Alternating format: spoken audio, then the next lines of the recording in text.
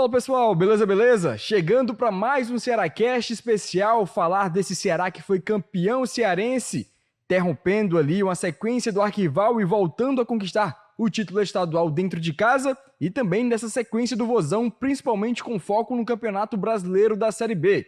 E antes de mais discursos por aqui, primeiro cumprimentar aqui o nosso parceiro João Bandeira Neto, ele que é o editor-chefe aqui do Jogada do Diário do Nordeste, mais uma vez. Grandíssima satisfação ter você aqui com a gente, Bandeira. Fala, Samucas. Beleza, meus amigos? Obrigado pelo convite.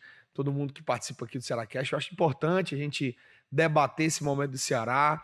Um Ceará que a gente, desde o início do ano, quando a gente vem falando de reconstrução, de um novo momento, de uma remontada do time, das dificuldades que é você trazer de novo o torcedor para o estádio e ter esse clube para durar junto com o torcedor durante todo o ano. Então acho que é importante a gente destacar nesse nosso podcast de hoje e principalmente esse momento, né? Esse momento legal, esse momento feliz que o torcedor ainda tá assim meio que em êxtase aí pelo que viveu no último sábado, Samuca. Exatamente, um título que tem uma importância muito grande, que tira um peso das costas de quem tá à frente do Ceará e também de todo o elenco. E para completar aqui o nosso elenco do Cearacast especial desse título, Igor de Castro, nosso ilustre torcedor do Vozão, mais uma vez, satisfação ter você aqui com a gente, e a segunda participação sua, seja muito bem-vindo mais uma vez. Fala, Samuca, segunda participação, Bandeira aqui, saudar aqui a mesa, sempre uma satisfação gigantesca estar aqui no nosso Cearacast, no ponto de encontro do torcedor alvinegro toda semana aqui na TV Diário, na Verdinha. Então, assim, para falar do título que coroa aí pelo menos esse primeiro semestre, o primeiro objetivo cumprido do clube, né? Agora vamos para o mais importante do ano, que é a Série B. Tem muita coisa pra gente falar, tem muita coisa boa e também alguns pontos aí pra gente avaliar. E falando desse título do Ceará, né, uma sequência que o time teve ali, termina o campeonato de forma invicta, vencendo o seu maior rival e não perdendo, seja pela Copa do Nordeste, seja pelo campeonato estadual, do seu maior rival, né, o que deixa ali um status pro técnico Wagner Mancini numa boa para ele começar com mais tranquilidade o Campeonato Brasileiro da Série B. Até porque a gente sabe que essa reformulação que existe no Ceará hoje acontece muito por conta do treinador, né, que chegou no ano passado, teve esse trabalho junto com o novo departamento de futebol, com o Lucas Drubsky, com o Haroldo Martins, de contratar atletas que não estavam no cenário ali, que os torcedores tanto conhecem, e que começa a engrenar esse trabalho, né? O que a gente pode avaliar do técnico Wagner Mancini nesses primeiros 4 meses do ano, já com o título de cearense? Eu acho, Samuca, que nesse primeiro momento o Ceará foi testado algumas vezes. E é importante a gente tirar, porque você enfrentou algumas equipes que a gente sabia que o Ceará teria obrigação de vencer. O Maracanã, o Horizonte. Então, assim, nessas primeiras rodadas do Campeonato Cearense, a gente meio que entendeu como é que o Ceará ia se comportar. Só que quando ele foi exigido, pelo menos nesses primeiros meses do ano, ele correspondeu muito bem. Fez 3 clássicos com o rival, não perdeu nenhum, 2 empates e uma vitória, e aí você analisar esse contexto... Foram 4. 4, perdão, porque os 2 jogos da final, exato. Empates. 3 empates e uma vitória, se você analisar esse contexto, o Ceará foi bem melhor em boa parte desses jogos. Se a gente dividir os 4 jogos em primeiro e segundo tempo, o Ceará com certeza foi muito mais dominante do que o Fortaleza nesses momentos. Então isso é um parâmetro. Você enfrentou seu maior rival, um time que já está estruturado há algum tempo, já tem uma comissão técnica já montada há vários anos, e mesmo assim você conseguiu impor seu modelo de jogo. E assim a gente pode citar o caso do Sport, o caso contra o Vitória, contra o Bahia. Então assim, nesse primeiro momento, o que passa a ideia é que o Mancini encontrou mais ou menos uma formação ideal, que o Mancini tem na sua cabeça como o Ceará deve se portar e os seus 11 jogadores devem se portar para a Série B. A gente sabe que tem peças que precisam chegar, a gente sabe que tem peças que precisam sair, que não estão rendendo tanto, mas eu acho que a espinha dorsal do Ceará está montada. O Ceará chega para essa Série B de 2024, eu acho muito mais com o torcedor olhando ele, consigo ver um time, eu consigo entender como é que o meu time vai jogar. E isso é importante. Primeiro passo, não teve mudança de treinador.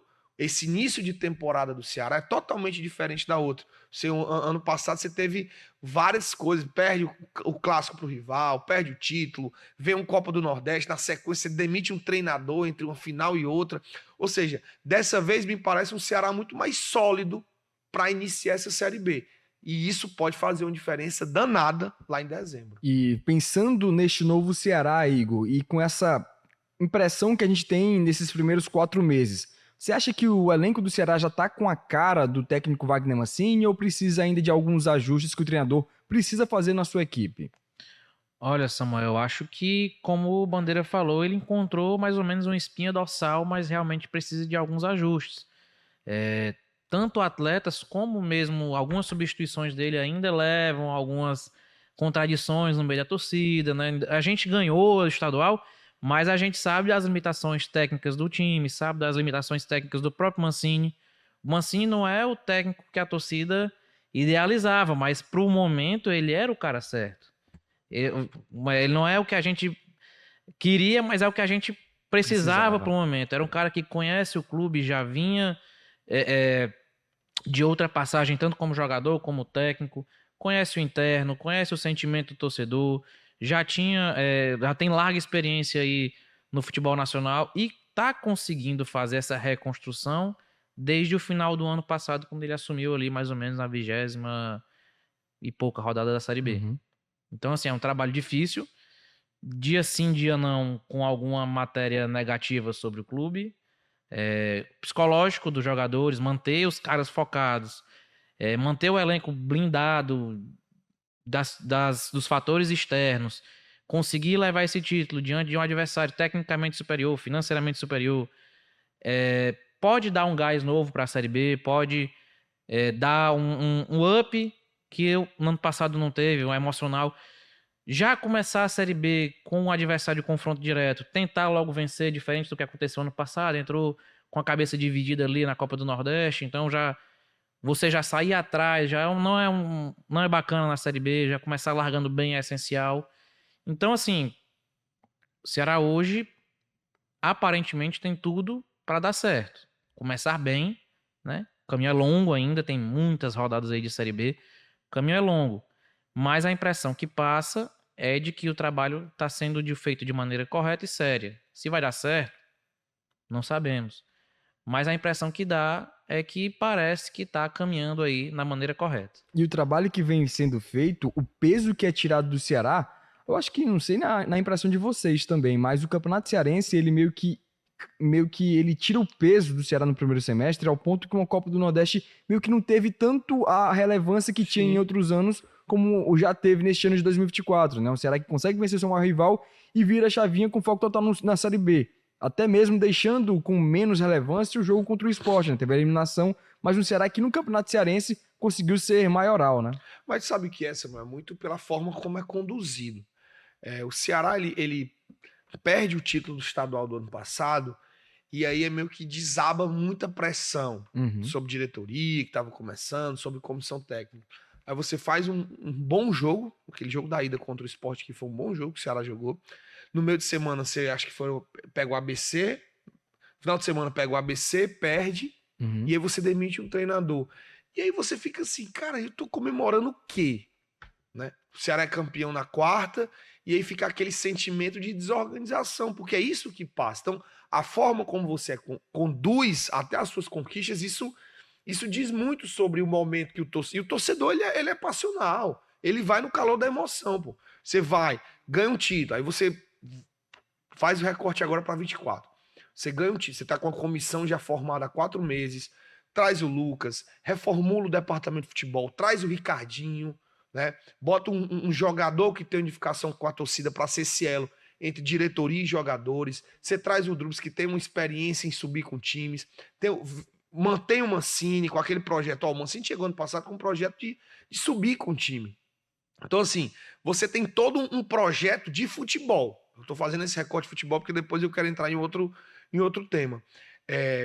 Então, se você tem esse recorte de futebol, que vai dando certo. Que o torcedor olha assim, pô, cara, eu vou acreditar nesse time. Porque o time tem suas limitações, a gente sabe que precisa de algumas peças ali para o meio, para o ataque. A Série B precisa de ter um goleador, né? Os jogadores do ataque Ceará precisam crescer ainda mais, não dá para ficar sempre esperando pelo Pulga. Enfim, sabe que tem várias limitações, só que você vê um horizonte que dá para caminhar dele, pelo menos dentro de campo. Por quê? Por que é que eu estou dizendo isso? Porque eu acho que as conquistas do Ceará e essa conquista do campeonato, ela não pode mascarar os problemas que vêm do campo para fora. Não vamos esquecer que há 3 semanas atrás estava debatendo uma crise financeira gigante que o Ceará tá passando. E ainda está. O Ceará hoje não pode contratar ninguém porque ainda está com o transfer ban da FIFA. Sim. O Ceará ainda está bloqueado de contratação enquanto o time não resolve a situação com o Saulo Mineiro no Japão. Isso é muito ruim. Então, assim, se é fechar a casinha, entender e a diretoria dar uma resposta para os torcedores. Dentro de campo foi dado. Conseguiu tirar o título do rival, conseguiu fazer partidas consistentes contra adversários, mas fora de campo a diretoria ainda está devendo.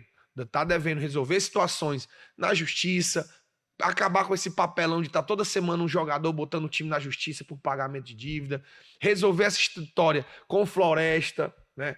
É feio você ficar devendo parcelas de que você já recebeu, resolver a questão junto à FIFA, solucionar esse caso do transfer ban. Então, assim, são essas coisas que a diretoria tem que dar essa resposta para o torcedor. Dentro de campo, acredito que o departamento de futebol tá ok. Eu acho que é mais ou menos por aí, mas fora, o Ceará ainda precisa dar algumas respostas. E pegando também essa ideia junto à torcida, Igor, o Ceará tem mais ou menos esse mesmo semblante, né? É um time que dentro de campo começa a surpreender o torcedor, mas fora das 4 linhas ainda precisa ajustar alguns pontos, principalmente essas questões burocráticas de justiça e junto a contrato com os atletas? Bom, como o Bandeira falou, acho que se espera que se resolva nas próximas semanas, né, as questões contratuais do Saulo, do Floresta. Então, eu acho que uma coisa puxa a outra. Eu acho que resolvendo esses problemas que o Ceará tem burocráticos fora das 4 linhas, pode ser que se tenha um ambiente melhor do que já está hoje no ambiente do futebol. A gente sabe que uma coisa puxa a outra. Então, eu acredito que resolvendo nos próximos dias, na verdade, já que o mercado já fecha agora dia 19, eu acho que a gente pode fazer um time bem ok aí para a Série B. Dá para começar muito bem a Série B. E voltando... Tem de correr contra o tempo, né? Nem time ia tentar 2 dias, 19 já fecha. E aí só abre de novo em julho, é isso? Exatamente, em julho, que é a segunda janela de transferência da temporada. E um detalhe interessante sobre essa janela caseira que a gente está chamando, né? Até dia 19 de abril, o presidente João Paulo Silva, ele veio aqui no Jogada Primeiro Tempo, conversou com o Sistema Verdes Mares nos programas que a gente tem por aqui, e ele deixou bem claro que a ideia do Ceará é trazer mais 3 reforços pensando na estreia da Série B, né? A gente projeta um zagueiro, como ele já disse, e mais 2 peças. Na cabeça de vocês aí, tem algumas peças, tem um provável goleiro ali, né? Essas peças, o que é que vocês acham que poderia vir para o Ceará para enriquecer ainda mais este elenco do Wagner Mancini? Tem que pagar o Saulo, né? Tem que pagar o time do Japão. Tirar o transfer ban, tirar o transfer ban para você. O Ceará tem que resolver isso essa semana. Eu acho que é algo que a gente tem que pressionar para tentar ver o que é que o Ceará tá fazendo quanto a isso. Mas eu acho que é isso. É uma peça de um zagueiro, um goleiro. E eu apostaria alguém mais ali no meio, um meio atacante. Eu acho que às vezes o Ceará tá concentrando muito no Pulga, né? Óbvio que ele vai passar, ele tá num momento sensacional, mas vai passar por oscilações. A Série B é muito longa, é muito desgastante. Você joga em Novo Horizonte, você joga em Salvador, aí você vem e joga em Fortaleza e já viaja. Então, assim, é um campeonato muito longo, desgastante. Então, assim, o Ceará precisa, eu acho, também de reforçar um pouco ali o meio. Eu acredito que, como o Bandeira falou, o meio, e eu acho que precisamos aí pelo menos uns 2 pontas. Claro, né, haverão saídas, deverão ter saídas, né? Não sei se haverá, mas devemos aí pelo menos dar uma diminuída, uma enxugada no elenco. Claro, resolvendo a situação do transfer ban, e aí eu traria pelo menos mais 2 pontas. Um goleiro de nível ok, para promissor, para ser reserva do Richard, ou até mesmo titular, a depender do decorrer da temporada. Hoje o Richard vive um momento maravilhoso.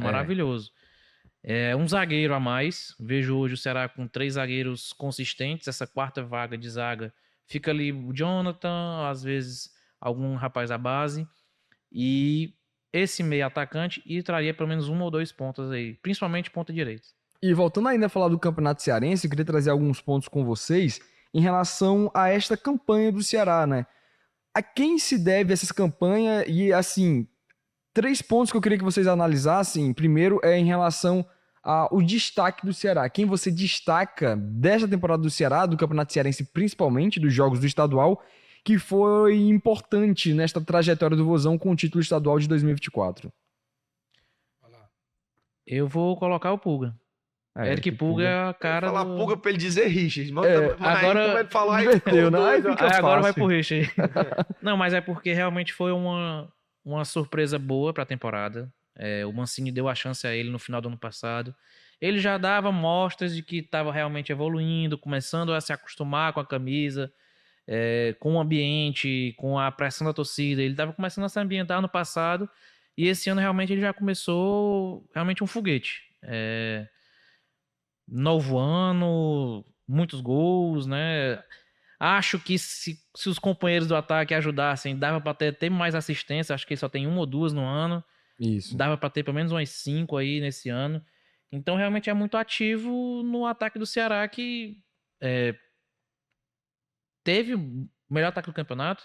Sim. E ele terminou como artilheiro do campeonato, como craque do campeonato. Então eu acho que o Pulga é a cara desse Ceará de 2024, pelo menos por enquanto. E é mais ou menos repete a temporada passada, né? Porque o destaque do Vozão no início do ano passado, e isso perdurou por toda a temporada, foi o Eric, né?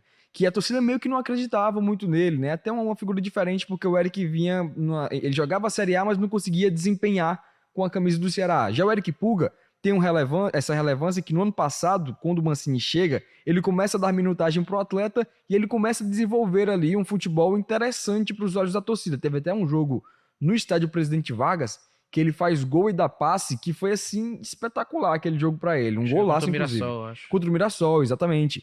Foi importante naquela ocasião para ele ganhar essa confiança, até porque ele até disse, né, em entrevistas recentes, que ele pensou em desistir no ano passado, porque não estava tendo oportunidade, achava que não estava rendendo, mas aí com o Mancini a coisa começou a acontecer, a roda começou a girar, e a gente espera que isso perdure, né? O Eric Pulga, no recorte de agora, do episódio gravado do Cearacast, ele tem 9 gols marcados, é o artilheiro do Vozão na temporada, 5 gols marcados no Campeonato Cearense, o que deixa ele como líder da artilharia, né? Foi o artilheiro da competição, e é um cara que dispensa comentários. E aí, Bandeira, parto para você, quem é que seria esse destaque do Vozão? Eu concordo, né, com vocês sobre o papel do Pulga, mas eu acho que a gente tem que fazer uma menção ao Richard, né? Como o futebol é maluco, né? O Fernando Miguel foi uma das principais contratações do Ceará para o início do ano. Sim. Né? Chegou com status de capitão no primeiro jogo, capitão, titular, líder. Aquele nome realmente que ia perdurar durante toda essa Série B, que ia ser o cara que ia ser a referência do time durante todo o ano, e aí o cara se machuca durante um treinamento. O Richard passa de aquele jogador que apenas realmente cumpriu o contrato no banco a ser titular, e a gente comentava antes aqui que eu acho que ele realmente vive uma das melhores fases com a camisa do Ceará. Uma das melhores fases da sua carreira, né? Decisivo nos momentos, defesas importantes, defesa do pênalti, defesa fora de casa, se comportando muito bem, né? Um exemplo, um líder, falando muito bem, se posicionando diante do elenco. Então, assim, como o futebol, ele prega umas reviravoltas que a gente não consegue imaginar. A gente está gravando esse podcast hoje em abril. A gente pode chegar em dezembro e ter um outro personagem totalmente diferente, né? Sim. Porque quando a gente fazia aquele Ceará, lembro demais participando aqui em janeiro, quando a gente fazia a lista do Ceará, e era sempre o Fernando Miguel, não, Fernando Miguel. E aí uma lesão, infelizmente, dentro de um treino, nem jogando ele estava. E aí o Richard tem essa oportunidade de novo, agarra e vive uma fase espetacular. Então, assim, é a menção do Pulga. Por quê? Porque em nenhum momento se escondeu, né? É um jogador novo, com personalidade. Você já viu ele em vários clássicos, sempre parte. Não conseguiu fazer o gol, mas você via que ele estava querendo, não estava se escondendo do jogo em nenhum momento. Isso é muito diferencial do Pulga. Então, assim, vale a menção pelo Pulga e pelo campeonato cearense que ele fez, e vale a menção para o Richard, que é um cara que estava desacreditado, tinha claramente uma segunda opção pelo o investimento que o Ceará fez no Fernando Miguel, de salário, de status, e o Mancini já dá uma abraçada de capitão, aquilo ali é muito simbólico. Então, assim, de segunda opção, vira a primeira, vira um herói do título e vira numa grande fase, e que o Ceará vai precisar dele muito para o próximo ano, viu, Samuca? E é um detalhe para esse ano. Para este ano, né? Porque o Richard, ele tem até essa questão, porque ele tinha desconfiança na temporada por conta que em 2023 teve aquele histórico de lesões, né? Acabou atrapalhando o rendimento dele mesmo, porque ele conquista uma Copa do Nordeste, ele foi o herói do Ceará naquele título, e aí no momento em que a gente achava que ele ia ter uma sequência, ele se lesiona no aquecimento do jogo contra o Criciúma, jogando fora de casa, lá no Heriberto Rilse. O Ceará coloca o Bruno Ferreira, que ele se garante ali nos primeiros jogos, só que tem aquele entreveiro com o Wagner Mancini lá nos bastidores do jogo contra o Novo Horizontino, e tem essa situação aí de um Richard que chega em 2024 desconfiado, com a desconfiança sobre ele, mas que ele consegue render aquilo que se esperava, né? Outro ponto que eu queria avaliar com vocês sobre esse título estadual, até que ponto a gente pode colocar que a relevância desse título do Ceará pode camuflar de alguma forma, como a gente já vem falando aqui desde o começo, essa trajetória do Vozão na Série B. O Ceará tem necessidades, e quais são essas necessidades que hoje tem no elenco do Ceará, pensando a longo prazo? Bom, eu acho que a primeira seria realmente do departamento administrativo do clube. A gente não pode ocultar, que esse título oculte as deficiências administrativas que o clube passa, seja em relação a pagamento, seja em relação à previsão orçamentária, que isso aí já foi falado várias vezes. O Ceará imaginou receber um dinheiro muito maior da Libra, das ligas, do que está caindo, né? O João Paulo já deixou claramente isso em várias entrevistas, dizendo: olha, nós esperávamos que a liga nos pagasse o valor X e até agora essas parcelas não vieram, a gente não está conseguindo honrar os compromissos. Então, acho que o primeiro momento para você iniciar uma Série B é você tentar, mês a mês, dia a dia, honrar seus compromissos com o elenco atual. A gente sabe como é o mundo do futebol. A gente sabe o quanto o jogador ele precisa estar sempre motivado, com salário em dia, com bicho em dia, com tudo. Então, assim, acho que esse primeiro ponto do Ceará junto ao Mancini, a gente até falava naquela entrevista com o Ricardinho aqui, não era, Samuel, que ele falava assim: uma das minhas funções é tentar blindar o elenco, é tentar ser essa voz da diretoria. Sim. E blindar o elenco de questões externas. Então, isso a gente sabe o quanto interfere no ambiente. Então, assim, para o Ceará ter um ano muito satisfatório, eu acho que a primeira coisa é que essa blindagem desse elenco seja salário em dia, os compromissos em dia, direito de imagem. Então, assim, fica a lição para fora de campo. Eu acho que esse é o principal ponto. Dentro de campo, aí você tem algumas peças que você pode contratar pontualmente ao longo do ano, e que eu acho que o Mancini ele tem muita consciência do que ele ainda está devendo, né? O Mancini ele dá umas entrevistas muito, às vezes até sincero demais, né? Sincerão, tem coisa que não dá muito para ensinar, tal, e claramente ele é insatisfeito com algumas peças do elenco. E claramente essa perda de gols e essa falta de finalizações, ele se irrita muito com isso. Então eu acho que é mais ou menos esses pontos que ele vai tentar corrigir aí ao longo do ano. Eu acredito muito também que no que o Bandeira fala no fora de campo e dentro de campo. Eu acredito que o poder de fogo ainda deixa a desejar em alguns momentos, fica muito focado no Pulga e o time fica meio torto para a esquerda. O Mancini tentou nos clássicos agora, nos jogos finais, dar uma importância maior para o lado direito com o Ailon ali. Ele ganhou um ponta direita, que é o Ailon nesse momento, mas aí perdeu o centroavante Ailon, que vinha num momento muito bom. Então é o equilíbrio que ele vai ter que tentar encontrar aí nesse começo de Série B. E tu acha que o Ailon não garantiu posição na ponta direita ainda? Cara, eu gostei dele na ponta direita, só que perdemos referência no ataque. Né? No modelo do Mancini, o centroavante, se ele não for móvel, se ele não for inteligente, como o Ailon vinha sendo, ele vai passar mal. Ele vai passar mal. Ele conseguiu encontrar minimamente com o Saulo pelo esforço do Saulo. O Saulo vai, corre, volta, briga. Aí ele conseguiu ter um pouco de sucesso nesse momento. Mas realmente é uma posição no esquema de jogo que o Ceará joga hoje. Se o cara for aquele centroavante paradão, ele vai passar mal ali, meu amigo. Ele vai... Realmente tem que ser um cara inteligente, que joga fora da área, que tenha boa mobilidade e... características que o Saulo, sinceramente, eu não encontrei nenhum ainda o Saulo disso aí. Eu acho que realmente o Saulo, a gente brinca que realmente foi importante para a conquista, mas é um jogador que está bem abaixo do que o Ceará espera de um centroavante, né? Eu ia até colocar aqui porque o Saulo Mineiro teve até uma ocasião num jogo, agora eu não vou lembrar contra quem. Acho que foi contra o Fortaleza, que ele vai correndo, ele tem um pique e aí na hora de finalizar... o primeiro jogo, ele poderia ter facilitado muito a vida do Ceará. Se o Ceará termina aquele clássico 1-0, o segundo jogo seria muito mais, acho que no desespero do Fortaleza. E ali foi um gol que você pode custar um campeonato. Uhum. Né? E aí ele reclamou, porque foi uma explosão, porque eu não estava ainda adaptado. Mas faltou cacoete de atacante. Faltou. E apesar de não ter ido bem no primeiro jogo, o Saulo Mineiro foi um personagem principal também, destaque do Ceará no segundo jogo, né? Porque ele faz um belíssimo gol contra um momento ali, num belíssimo passo do Matheus Bahia. E aí, até pegando esse asterisco coisas aqui e colocando aí já pra vocês, outro ponto que eu ia analisar desse Campeonato Cearense, uma grata surpresa pra vocês desse Ceará no começo do ano, né? Porque a gente teve um elenco totalmente reformulado e para vocês, desses jogadores que chegaram e que vocês meio que estavam desacreditados, mas que começaram a surpreender no campo de jogo pro Ceará, quem seria essa grata surpresa pro Ceará neste começo de ano? Vale que não pode falar Richard e nem Eric Puga, né? Porque enfim, a gente já esperava um pouco disso deles, mas quem seria essa grata surpresa no começo de ano do Vozão? Eu acho que uma das maiores reviravoltas que a gente teve agora foi o Richardson. Boa. Verdade. De ano passado, totalmente escanteado, desacreditado. Não sei se por problemas pessoais ou problemas técnicos, psicológicos, não faço ideia. Mas realmente, o fim de ano de 22 e todo o ano de 23 do Richardson foi realmente uma coisa meio pavorosa. A gente falou, cadê o Richardson? Cadê aquele cara que jogava em 2017, 18? Cadê? E aí parece que agora em 2024, pelo menos por esse começo de ano, parece que agora voltou aos eixos. Eu acho que foi uma grande reviravolta aí, depois de muito tempo em baixa, cogitado até para sair, né? Assim, no final do ano.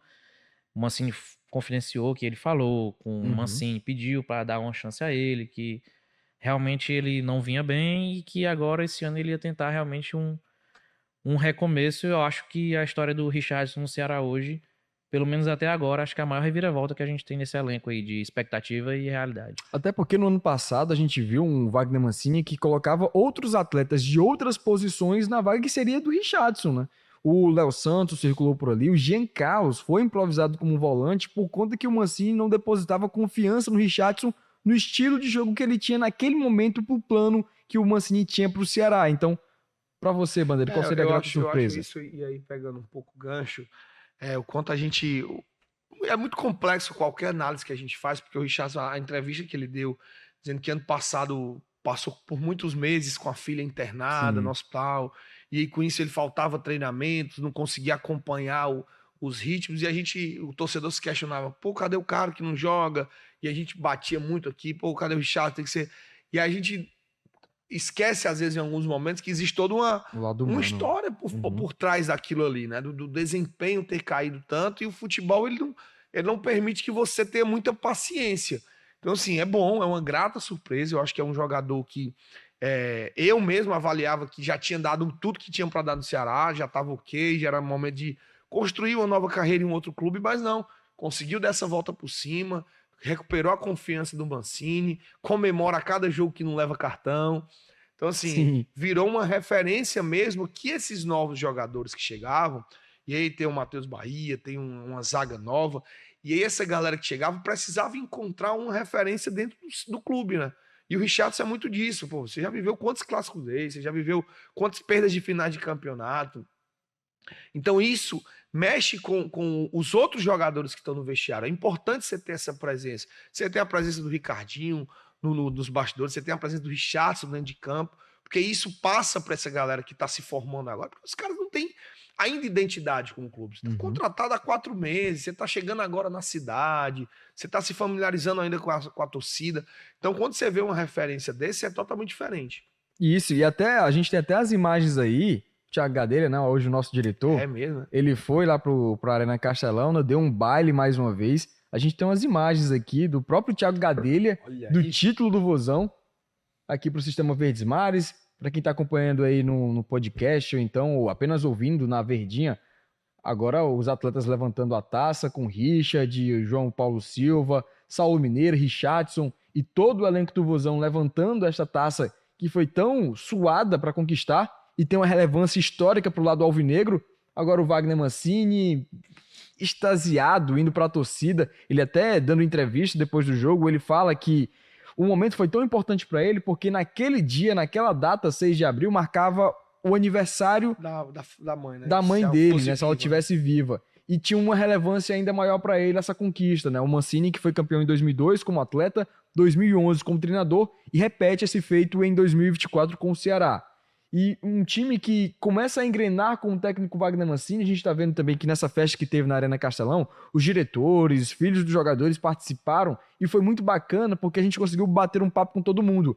E uma dessas peças que eu entrevistei, um desses personagens que eu entrevistei, nem era da diretoria, nem era do elenco do Ceará, mas era o seu Gustavo Rodrigues, que eu conversando com ele estava atravessando o campo de joelhos, em que ele fala sobre, ele homenageia, na verdade, o Dimas Filgueiras e o ex-atacante Preto, né? Dois personagens da história do Ceará, cada um com sua relevância. O Dimas dispensa comentários, é um soldado alvinegro com toda a sua relevância. E o Preto que foi importante naquela trajetória de 2009. Dois personagens que não estão mais com a gente, mas que naquele momento o torcedor do Ceará, aflorado de tanta emoção, se viu à vontade de falar também aqui pra gente, né? Então foi um título tão importante, tão relevante para a equipe do Ceará, que a gente consegue ver isso nas imagens também do nosso querido Thiago Gadelha, né? Que mais uma vez conseguiu fazer ali um primor de imagens. A gente está vendo agora o Richard, que foi importantíssimo, a gente ressalta aqui, e até faz o convite, viu, Richard? Esperando você aqui também no Cearacast, porque ele é esse cara relevante na equipe do Ceará, foi campeão em 2023 contra a equipe do Sport nos pênaltis, e mais uma vez ele repete este feito em 2024. A gente vai tocando aqui o nosso Cearacast, falando desse Ceará que foi campeão cearense e também com essas mudanças que a gente vai ter aí, com essas necessidades que o Ceará precisa, já mirando o campeonato brasileiro, né? Falando também de Copa do Nordeste, que a gente teve nesta semana, o Ceará acabou sendo eliminado para o Sport na segunda derrota do ano apenas, e vou trazer aqui um nome para vocês, que aí eu nem complementei a grata surpresa, né? Para mim é uma das gratas surpresas do Ceará neste ano. Eu acho que é nas laterais, né? Eu acho que o Rai Ramos, ele vem desacreditado por não ter feito um 2023 muito bom no São Paulo, e aqui ele é praticamente um cara indispensável, é o cara com mais minutos com o técnico Wagner Mancini, o cara que mais atuou, tem 3 gols marcados neste recorte do Cearacast, e a relevância dele na lateral do Vozão, naquele lado direito, é fundamental. Enquanto que no lado esquerdo tem o Matheus Bahia, que nas assistências tem sido fundamental. Ele deu o passe para o Saulo Mineiro, no gol contra o Fortaleza, no Clássico Rei, e contra o Sport ele faz a jogada que culmina no gol do Jorge Recalde. Então, esses 2 pontos queria que vocês avaliassem também, se vocês avaliam que são pontos relevantes nesse Ceará que nos outros anos não tinha laterais de confiança nos seus respectivos elencos. O Ceará que vinha de bons laterais até uns anos atrás, né? Como o Samuel Xavier, que passou muitos anos ali, dono da lateral direita. A gente teve mais para trás aí lateral esquerdo como o Vicente, que marcou geração. Não era um primor, mas sempre foram caras que marcaram seu nome, com títulos, com Sim. acessos. Então eu acho que voltamos aí, pelo menos nesse começo de ano, a ter realmente laterais, que são posições carentes de hoje em dia de achar. Qualquer clube, Qualquer né, time, do né? país. Qualquer time do país é difícil de achar. Mas aparentemente voltamos a ter uma certa confiança aí nos laterais. Os laterais do Ceará eram um gargalo que a gente já cansou de bater em 2023. Era algo repetitivo. Toda vida que a gente falava de elenco, a gente citava, o Ceará precisa de laterais, o Ceará não dá para você ficar improvisando zagueiro na lateral, tirando peça do meio para botar na lateral. Porque eu parto do princípio assim, se você tem que improvisar qualquer posição no seu elenco, é porque alguma coisa tá errada nessa formação. A menos que seja, levou um 3º cartão amarelo, ou lesionou e vai ficar 2 partidas fora.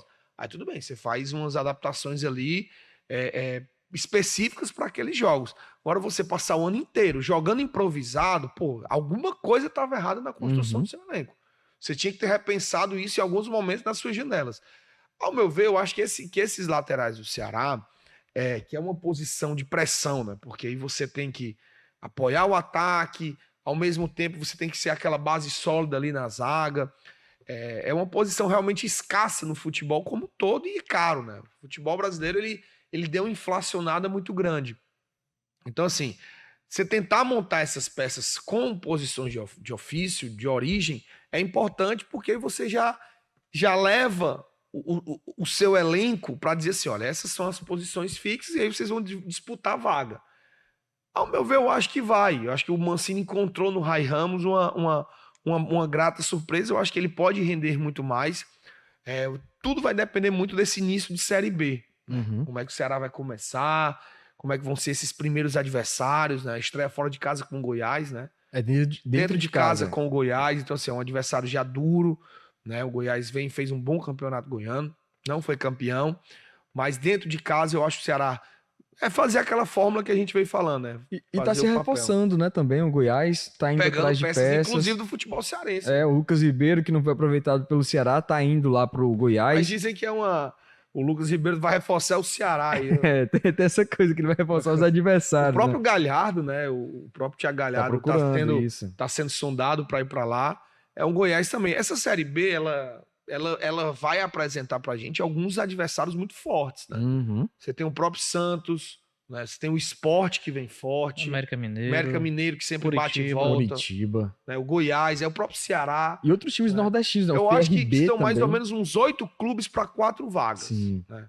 É mais ou menos por aí, é uma Série B. Se em 2023 a gente sempre fazia as projeções de que é uma Série B tranquila, não tem nenhum grande, vai dar para o Ceará subir, fazer uma conquista tranquila. A de 2024 eu já acho que é um peso muito maior.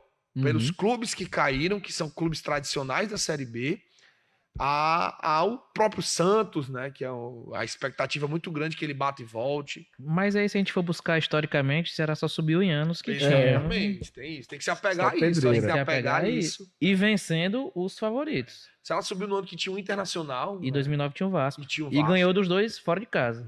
Ganhou do Inter lá, ganhou do Vasco lá. Exatamente. E aí... voltando só pro título, Samuel, eu acho que esse título desse ano, eu acho que vai ficar marcado... São chamados títulos geracionais, né? Assim, tipo, que marca a torcida e que cria... Eu acho que molda um jeito de torcer, molda o torcedor. Assim como a gente teve 2000 com o gol do Frasson, que até hoje muita gente fala, como 2006, que pra mim foi a minha geração. Sim. 2006, que eu cheguei na sala do colégio do outro dia com a camisa do Ceará, só torcia eu mais 4 pessoas, os outros 40 eram Fortaleza. E aí eu chego com a camisa do Ceará sozinho. Então, assim, são títulos que marcam gerações. 2010, o Ceará era favorito, Fortaleza ser campeão. Crianças que há 5 anos não sabiam que era uma conquista no então, estádio. Assim, no estádio, né, cara? Porque o último conquista do Ceará era fora, né? Quando se vem essa seca, geralmente o título que quebra essa sequência é um título que marca. Sim. Como 2015, o Ceará quase penta, teve o gol do Fortaleza do Cassiano no último minuto, marca até hoje. Então, assim, eu acho que esse título desse ano, eu acho que pode moldar essa geração nova de torcedores. Isso é muito interessante. Eu tenho um amigo meu, que é o Ceará, e aí, no dia da final, o filho dele, ele mostra nos áudios, o filho dele mandando, pai, o campeão. E outros, papai, mas ele viu o Ceará campeão ano passado com o Sport. Mas eu acho que o sabor de você ter o gosto em cima do rival e dentro do estádio, você vivenciar aquilo ali, eu acho que é uma aura diferente, total. Principalmente para esses novos torcedores que há 5 anos já vinham aí vendo o rival ser campeão dentro de casa, né? E você chegou a levar a família aí pra esse jogo aí? Não, só levei pra semifinal contra o Ferroviário. É um jogo mais tranquilo, né? Na final, daí... na final eu fui só e ainda bem que eu fui só, que eu tava cego já nessa hora aqui. Nessa hora aqui, meu amigo, eu já tava com os olhos cheios d'água, não vi mais nada. O pessoal, teve confusão no jogo. Que confusão? Eu tava ajoelhado, não vi nada. Bom demais. Inclusive, não sei se tu viu, cara, um vídeo que o Fausto Filho, ex-membro da comissão do Departamento de Comunicação do Ceará, ele publicou com a música do Tim Maia. Pô, sensacional aquele vídeo. É um artista, aquele ali foi sensacional. Um vídeo que mostra mesmo a trajetória do torcedor do Vozão, e aí tem a música do Tim Maia ali embalando o torcedor, bem legal. Então é um Ceará que a gente tá vendo, e até um título, cara, porque tem esse sabor a mais junto ao torcedor, com os vídeos que a gente vê, né, os bastidores que o Ceará publicou, o Guilherme Castilho, que tem aqui a imagem dele aqui, justamente com o João Paulo Silva, ele falando, né, o time do povo, a gente vai conquistar o título junto ao clássico, junto ao maior rival, e até falando do Fortaleza, ele cita que é ele quem puxa aquela primeiro clássico rei, né, no 3-3, ele diz que, aliás, no 1-0 na Copa do Nordeste, é ele quem fala que vencer clássico é bom demais, né, é ele quem puxa. Então o Guilherme Castilho também é outro personagem desse título do Ceará por conta disso. Ele é um cara que sempre vai pra torcida, sempre energiza o torcedor, e é esse cara também que é uma peça importante pro técnico Wagner Mancini na atual temporada. E falando desse título, aliás, dessa quebra, né, da hegemonia do Ceará na Copa do Nordeste, porque o Ceará tem uma questão de poucas derrotas na Copa do Nordeste, né? Campeonato Cearense. Não, na Copa do Nordeste. O Ceará, se a gente pegar o histórico do Vozão durante depois do retorno da Copa do Nordeste, é um time que acho que é o time com menos derrotas na competição. E ele acaba sendo derrotado pelo Bahia na fase de grupos, e agora nas quartas de final ele acaba perdendo para o Sport. Queria saber de vocês, qual é o peso se é que existe esse peso tão grande de perder uma Copa do Nordeste jogando contra o Sport lá na Arena Pernambuco. Qual o sabor que fica desse Ceará que jogou na última quarta-feira? Cara, eu acho que fica o sabor de que dava pra ter ido um pouco a mais, entendeu? A gente sabia da dificuldade que era enfrentar o Sport lá. Na própria final do ano passado foi um jogo duríssimo. O Ceará vinha muito desorganizado para aquele jogo, enfrentou o Sport numa boa fase, foi muito complicado. Foi realmente nos pênaltis, porque tinha que ser mesmo ano passado. Mas realmente é um jogo muito difícil jogar lá. Eles vinham, assim, com uma vontade triplicada de ganhar da gente, devido à final do ano passado, devido às confusões com Fortaleza esse ano. Então, assim, eles vinham com a cabeça já triplicada de ódio para ganhar da gente. Era.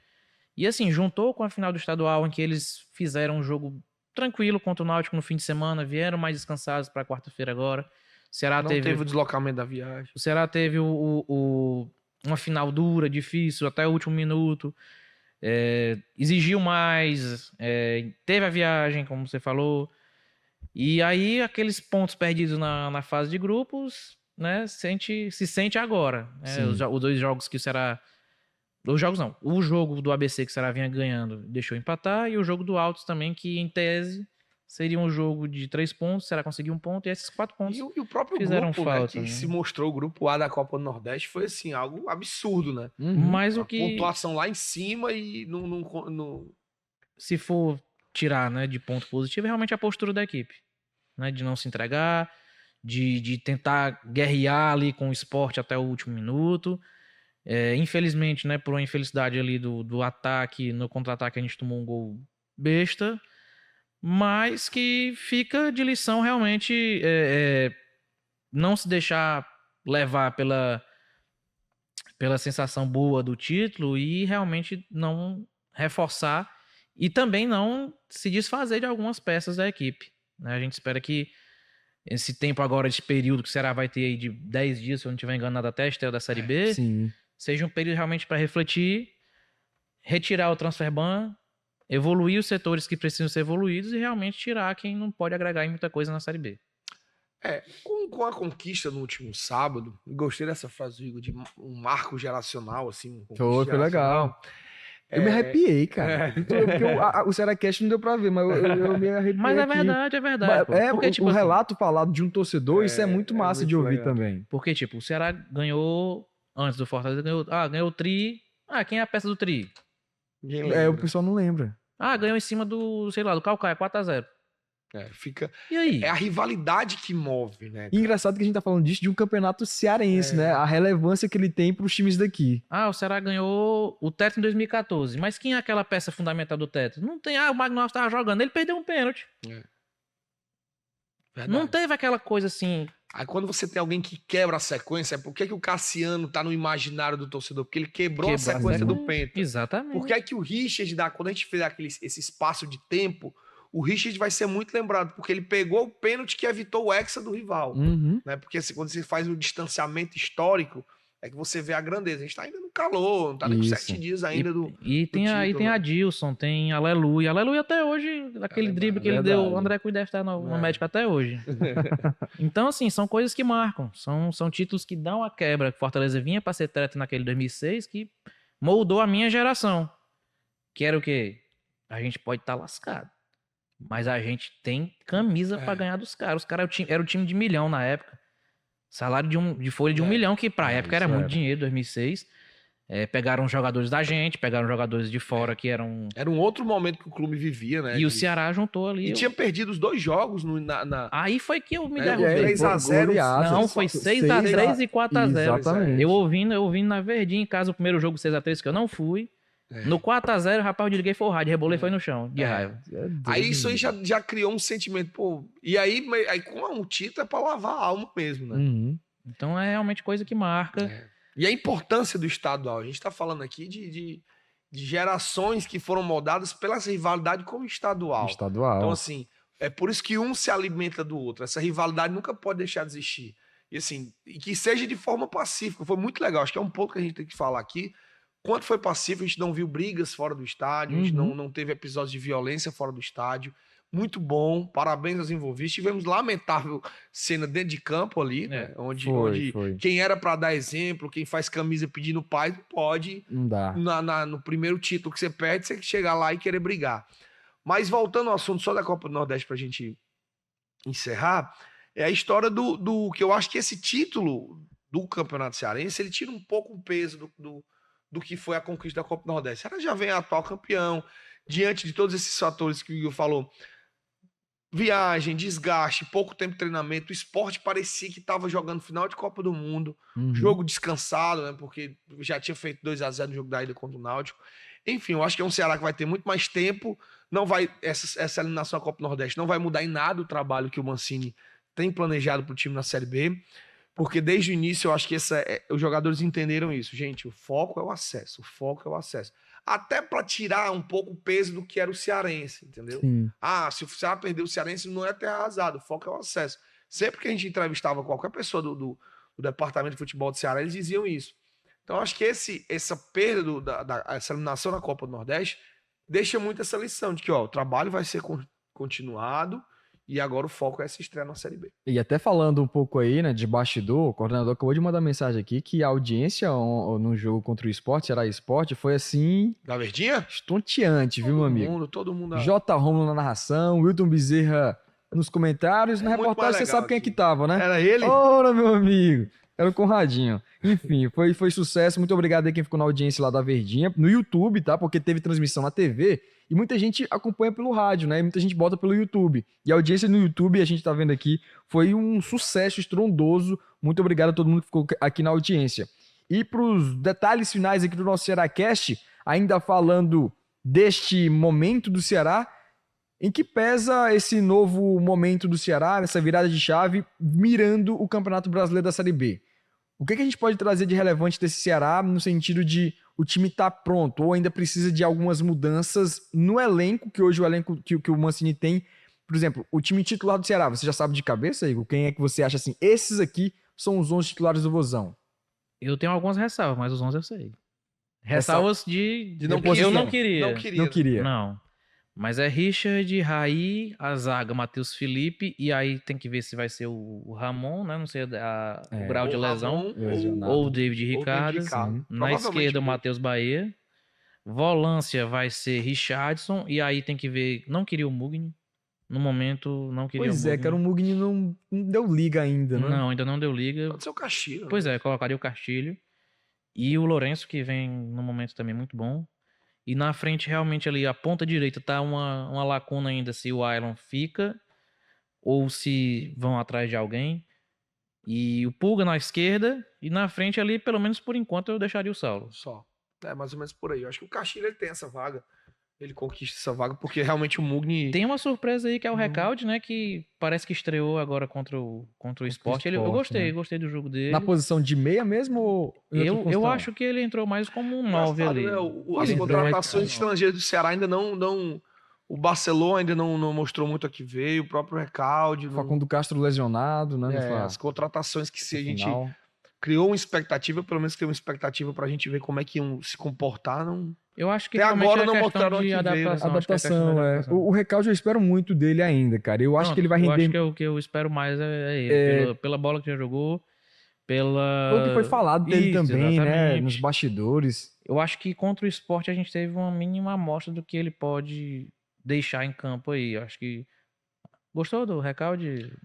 Eu acho que ele pode render muito mais. Eu tinha criado uma expectativa muito maior, principalmente o Barcelona, pelo que... Camisa 9. Camisa 9. Eu acho que há muito tempo o Ceará precisa desse 9, cara. Isso é muito importante pra Série B. Um cara que a bola bata nele e entre. Um cara que tá lá em presença diária. Um cara que tenha... Então eu criei uma expectativa muito grande e vamos ver. Vamos ver o que vem aí. Tem tempo ainda esses 10 dias agora aí. Tá começando. Agora que é a primeira rodada é 1. Exatamente. A gente espera trazer mais episódios assim relevantes, como foi hoje, falando do título de campeão cearense. E foi muito bacana, cara, mais uma vez aqui elogiando o Igor por ter vindo aqui, ter falado e trazer a emoção do torcedor, né? Trazer o relato do torcedor da arquibancada, que estava acompanhando, trouxe essa história da questão do título, da relevância para as gerações do Ceará, para as crianças que estão crescendo e vendo toda essa situação. Muito obrigado, Igor, mais uma vez, portas abertas aqui para você no CearáCast, companheiro. Rapaz, aqui eu me sinto em casa. Aqui o torcedor alvinegro se sente bem. Show. Aqui é o ponto de encontro toda semana. Obrigado, Igor. E Bandeira, Valeu, Samuca. obrigado mais uma vez, meu Obrigado companheiro. pelo convite, sempre um prazer a gente debater, um papo que a gente pode se aprofundar com tempo, com relevância, e você escuta as nossas opiniões e tira as suas... E faz um geral aqui, fica com as suas conclusões, que é sempre melhor. Tenho Legal certeza. demais, muito bacana. Agradeço também ao Thiago Gadelha, o nosso diretor hoje, um belíssimo fotógrafo, exímio diretor também. Caio Ricardo, sempre aqui muito ilustre na sua participação aqui também no nosso Cearacast. Muito obrigado a você que ficou aqui ligado na TV Diário. Acompanhou da metade do episódio? Vai lá no YouTube do Jogada, você tem lá o episódio completo com o Igor de Castro, com o João Bandeira Neto, comigo, e a gente espera você aqui mais uma vez na próxima semana falando sobre esse Cearacast, trazendo mais detalhes e também trazendo personagens deste título. Muito obrigado pela sua audiência e até a próxima, pessoal!